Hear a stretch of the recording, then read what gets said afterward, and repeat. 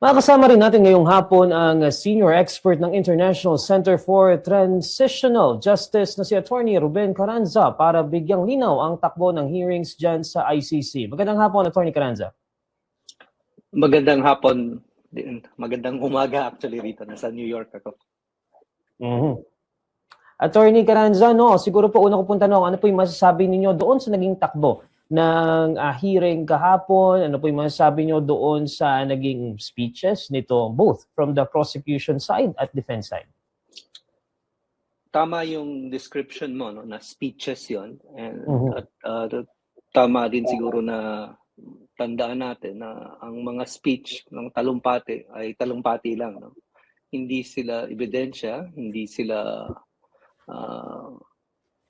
on their own proof, no, na tatanggapin ng korte at gagamitin silang basehan para magpasya, pero hindi sila mismo sapat para basehan sa pagpasya. So, pangalawa, tandaan din natin, mga nanonood sa ICC hearing, this hearing is a pre-trial confirmation of charges hearing. Hindi familiar kahit sa mga abogado na nagpa-practice sa Pilipinas yung konsepto na confirmation of charges, pero ang pinakamalapit na equivalent nito ay parang ito yung parang arraignment, no, sa Pilipinas sa criminal case. So ito yung kung saan ka mag-plead guilty o hindi mag-plead guilty, at ito yung panahon para pagpasyahan ng pre-trial chamber, yung tatlong judge na nakikita nila sa live stream. Papasya yung tatlo kung sapat ba ang ebidensya na ihahain dito sa confirmation of charges hearing para ipagpatuloy papunta sa isang trial o paglilitis ang kaso laban kay Rodrigo Duterte. So, kailangan tandaan yan, no, na mga talumpati na yung una nilang narinig, except for one part, no, yung kay Julian Nicol. Because meron kayong narinig na substantive part. Ibig sabihin, ito na yung laman ng confirmation of charges. Lahat ng sinabi ni Julian Nichols kasama na sa ebidensya na gagamitin ng tatlong pre-trial chamber judges kung ipagpapatuloy ba ang paglilitis kay Duterte. So today at saka sa makalawa, Thursday and Friday, puro substantive hearing ang maririnig ng mga manonood. At ito na yung mas maintindihan ko, no, na nadadala yung mga nanonood, lalo na yung mga Filipino on all sides of this case, na papanigan nila yung speech ni Kaufman, papanigan nila yung speech ng prosecutor, papanigan nila yung speech yung kaklase ko sa UP Law, si Joel Butuyan. But those are speeches, and those are important, and those are useful to establish the context of the evidence that will follow. But remember that those are only speeches. No? It sets the tone. Yung tatlong judge na nakikinig, alam nilang speech din yun. No? That's not enough for them to make a decision. Tony Carranza, mamaya gusto kong pag-usapan sana yan kung paano, what goes on in the minds of the judges na nakikinig, no? Because as you mentioned, the opening statements are just speeches. So talagang, pero it also kind of gives you an idea kung saan, ano yung magiging strategy sa paglalatag ng ebidensya nitong ating prosecution at defense, no? I want to look at the defense side muna, Attorney Carranza, no? One of the things na inasahan siguro, and even si dating spokesperson Salvador Panelo pointed out na nagulat siya na hindi na-open up yung issue ng jurisdiction doon sa opening statement ni Attorney Kaufman. Ano po masasabi niyo doon? I'll say this as charitably as I can. No? Salvador Panelo is ignorant of what is going on. This is probably the first time he's realized that the ICC proceedings are very different. No? Ibang-iba yung ICC sa kung ano man yung mga kasong hinawakan niya. Nakalaban ko na si Panelo dati. No? Nagpo-practice ako sa Pilipinas. Abogado siya ng mga Marcos. Dinidepensahan niya dati yung korupsyon ng mga Marcos. No? And maybe there, in the Philippines, he knows what's happening but not in the ICC. Hindi pumasok ang jurisdiction sa talumpati ni Nicholas Kaufman because may pending motion si Nicholas Kaufman challenging the jurisdiction of the ICC. Ang nakikita niyo sa live stream, pre-trial chamber, 3 judges. May isa pang chamber ang ICC. Ang chamber ibig sabihin parang branch, no, ng korte. May trial chamber. So may pangatlo pang chamber, appeals chamber. Doon dinidinig ang mga apela galing sa mga desisyon halimbawa nitong pre-trial chamber. Pending ngayon doon sa appeals chamber ang challenge, no, ang apela ni Nicholas Kaufman laban sa desisyon nitong pre-trial chamber na to, itong 3 judges na nagsabi na may jurisdiction ang ICC. So napagpasyahan na yung issue ng jurisdiction, hindi yan pag-uusapan dito ngayon dahil nakabinbin yung appeal ni Nicholas Kaufman sa appeals chamber sa iba pang 3 huwes. Did it come as a surprise to you, Attorney Carranza, na Attorney Kaufman opened up yung kanyang opening speech by basically, in a way, attacking President Bongbong Marcos? And magkakaroon ba yun ng impact dito sa kaso na kinakaharap ni Pangulong Duterte dyan sa ICC? Well, in the minds of the pre-trial judges who are, Mexican, Benin, which is a country in Africa, and Romanian, it's not that they don't care who Marcos Jr. is. They probably have heard of him, but they're not as interested in what Kaufman has to say about Marcos Jr. or in what Kaufman has to say about how Duterte was brought to the court, kidnapping, whatever allegations, and alam ko may mga sumusulpot na naman na kung ano-anong propaganda laban sa ICC dyan sa Pilipinas. They're not interested in any of that. And that's the problem with Nick Kaufman's approach. Makikita na mahina yung kaniyang argumento dahil ang una niyang ginawa ay ang manira kay Marcos, manira sa media, manira sa mga NGO na tumutulong doon sa mga namatayan. Paninira ang una niyang ginawa imbes na pumunta kaagad siya doon sa argumento na sinabi naman niya, no, at some point in his very long speech, sinabi naman niya na hindi kailangan magbigay ng ebidensya si Rodrigo Duterte because may presumption of innocence. But even that is a problem for Nick Kaufman. Why? Because si Rodrigo Duterte, as the prosecution started to show, did not follow due process, did not even respect the same presumption of innocence that his lawyer is now invoking at the ICC in carrying out his drug war. So, substantively and in terms of rhetoric, it shows the weakness of Nicholas Kaufman's defense. And I'm not surprised. No, I've seen Nicholas Kaufman argue in other cases, read his record at the ICC. Nagkaroon ako ng mga, the best I can say is, nagkaroon ako ng mga trabaho na may kinalaman sa mga ICC cases and I can't discuss that. But that's something that I'm not surprised about Nick Kaufman's weaknesses in arguing for Rodrigo Duterte. Because what's interesting about that opening speech, Attorney Carranza, was he started the speech saying that the prosecution should not rely on rhetoric, but at the same time, he proceeds by attacking President Marcos and at the same time telling this story about who President Duterte is prior to his presidency, prior to being elected as mayor of Davao City, being this simple man na lumaki sa hirap. Yeah, and yung mga ganyang pasakali, uubra siguro yan sa mga Pilipino, lalo na sa mga sumusuporta na kay Duterte. Pero hindi naman ito International Duterte Court. No? This is the International Criminal Court, and very different.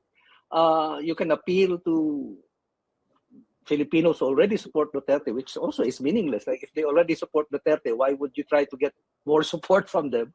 But at the same time, it also exposes the weakness of relying on his popularity, essentially, as your defense for murder. You can. Adolf Hitler had 90% popularity at the beginning of World War II in Germany. That's how he carried out the Holocaust, yung genocide and all his war crimes.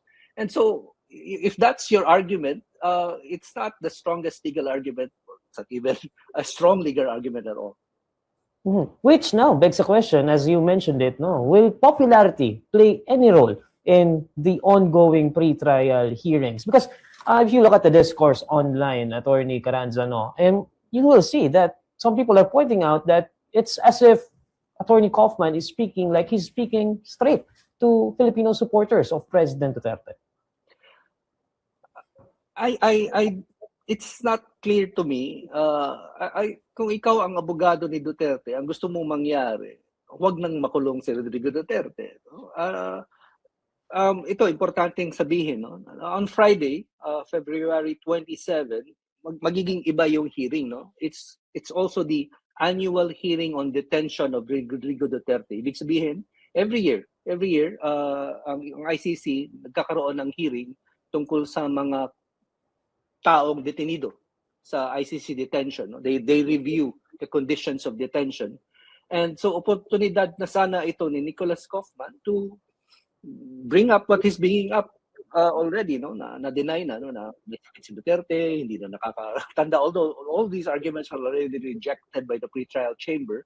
But instead of focusing on that, instead of focusing on getting the minimum of what any criminal lawyer would want for his client who is a defendant and in prison, which is temporary release, diniin niya tuloy yung popularity, which doesn't matter to these three judges. So that doesn't matter to the other judges of the ICC. As a matter of fact, what matters to the ICC, the only thing that would matter to the ICC in this context would be obstruction of justice. No? Kapag lumalapit na yung argumento ng abogado o kahit sino man, sumasali dito sa ICC hearings na obstruction of justice na, no? Hinaharang na nila ang maayos na pagpapadaloy ng katarungan sa ICC, even that would be a crime. No? So he also has to calibrate his own arguments. Attorney Carranza, I asked that question because if you listen dito sa mga supporters ni Pangulong Duterte, ang sinasabi nila, hindi fair na kasuhan si Pangulong Duterte because yes, may mga namatay, pero sinasabi nila, it's for the benefit of the Filipino people. So, valid ba yung ganong argumento? Hindi ba pwede yung ganong argument na Filipino people, or at least the supporters of President Duterte, which we cannot argue. There are a lot of supporters out there of the president. We support his policy. Many of these same people are now against Marcos Jr. and the Marcos family.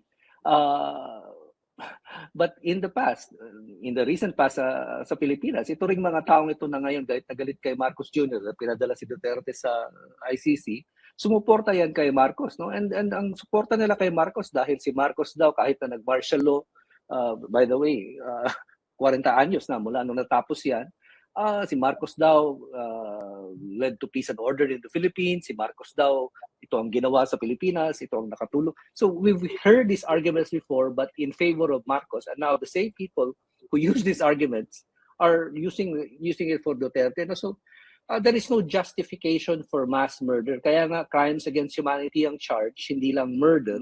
Because sa dami ng mga namatay sa drug war, hindi naman maipagkakaila yan eh. Kahit yung pulis sa panahon ni Duterte, kinilala na at least 5,000 and even more ang napatay sa drug war. Of course, they're denying that it was the police that carried out these killings. But who would be in a position to kill 5,000 people in less than 2 years? Right? There is no army, no armed group, no even gangs of criminals who are capable of doing that. So hindi justification for mass murder yung naging ganito.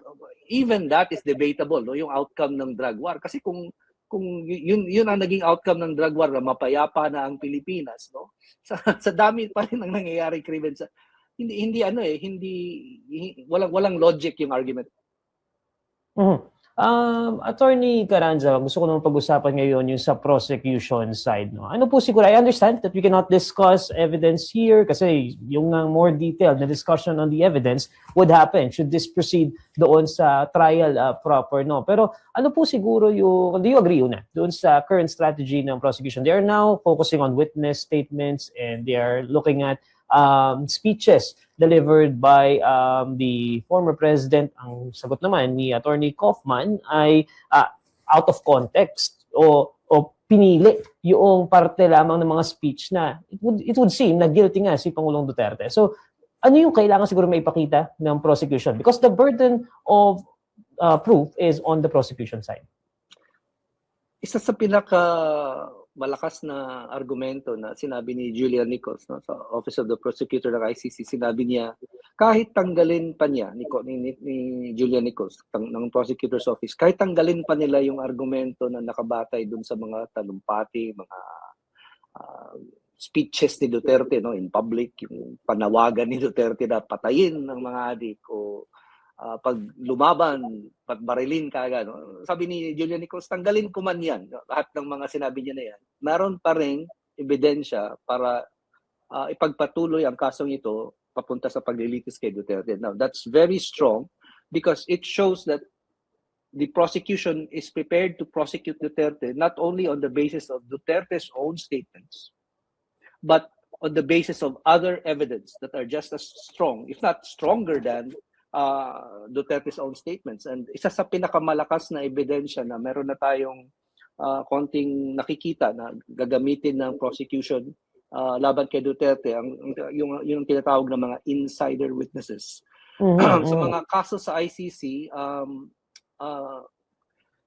I can't remember the exact figures. Out of 34 plus cases sa ICC, so many convictions, mga 9 acquittals lang.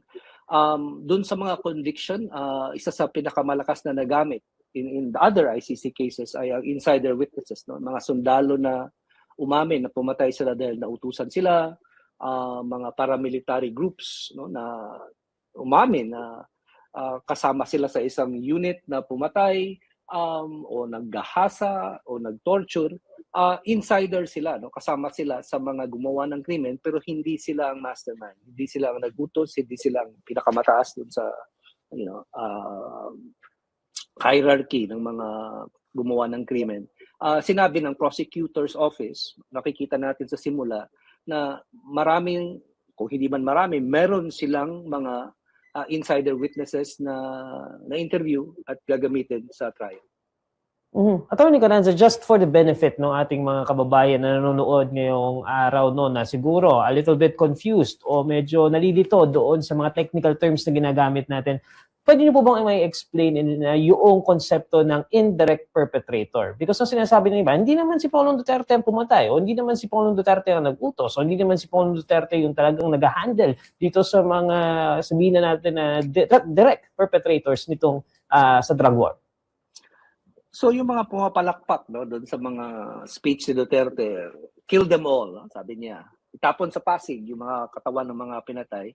Tapos pumapalakpak din sila when actually nakikita nila sa dyaryo, sa radyo, sa TV the next day, 2 days later, na may mga namatay nga, may mga bangkay, no, na nakikita sa kalye. Bakit sila pumamalakpak pareho doon sa speech ni Duterte at saka doon sa nakikita nilang patayan? Because in their minds, sa utak nila, alam nilang konektado yan, no? So, ang indirect perpetrator yung gumawa ng krimen, no? Perpetrator. Indirect dahil hindi siya mismo ang nagbaril, hindi siya mismo ang sumakay sa motorsiklo in tandem at bumaril doon sa dumadaan, hindi siya mismo ang pumasok sa mga bahay nang walang warrant of arrest, bumaril sa mga tao doon, hindi siya mismo ang kumaladkad kay Kian de los Santos. Hindi siya mismo ang pumatay doon sa batang si Skylar Abatayao sa Cebu, 4 years old.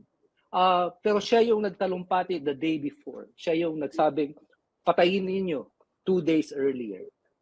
Siya rin yung nag-organisa ng sistema para magkaroon ng mga death squad sa Davao pa lang, at saka sa Pilipinas, sa buong bansa nung naging presidente na siya, at siya yung nagpapasya kung sino ang magiging kasama sa mga death squad na yan. Indirect dahil hindi siya ang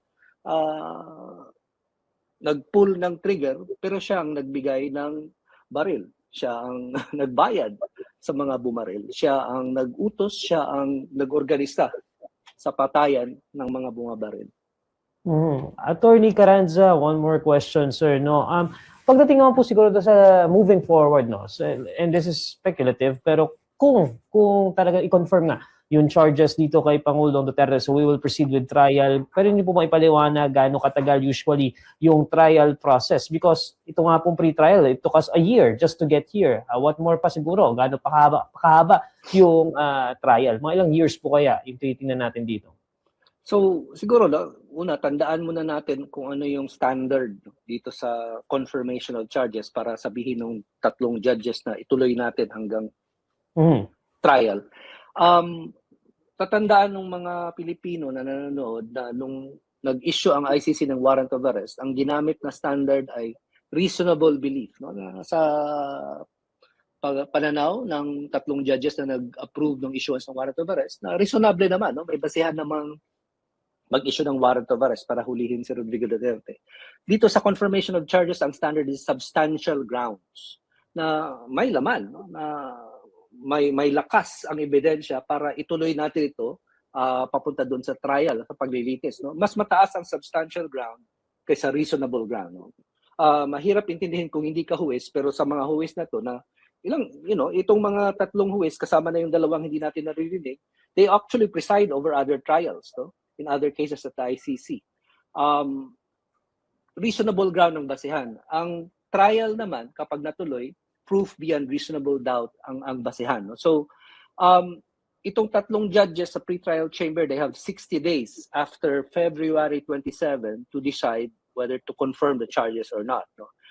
Pero hindi lang naman yes or no ang gagawin nila. Pwede nilang sabihin sa prosecutor na abiyendahan yung akusasyon para magtugma doon sa ebidensyang pinakita nila. Pwede rin nilang sabihin sa prosecution na ihinto muna natin ito habang ayusin ninyo yung mga ebidensya ninyo para ipagpatuloy ang confirmation, o pwede rin lang sabihin hindi natin itutuloy, kulang ang ebidensya ninyo. So marami silang options. They have 60 days to do that. After those 60 days, the president of the ICC will appoint the trial chamber. Pagkatapos, paghahandaan na yung paglilitis. Yung mga trial sa ICC, iba't iba yung length of time that they take. Yung iba kasi, may isa pa lang so far, no, ang nag-plead guilty sa ICC, no, taga Mali, si Al-Hassan. Sandali lang yung trial. No? May trial pa rin kahit siya nag-plead guilty. Yung iba naman tumatagal dahil either yung ebidensya, kailangan papuntahin yung mga testigo, kailangan protektahan yung mga testigo, no? It takes time.